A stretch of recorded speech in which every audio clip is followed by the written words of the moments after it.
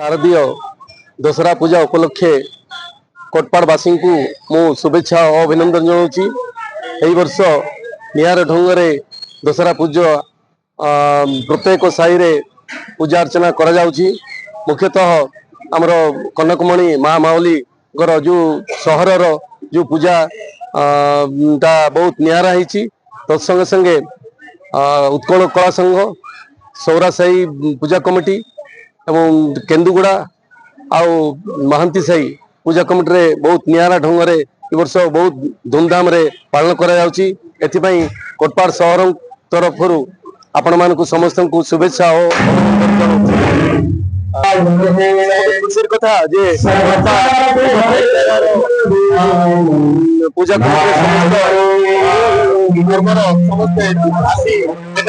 कार्य कर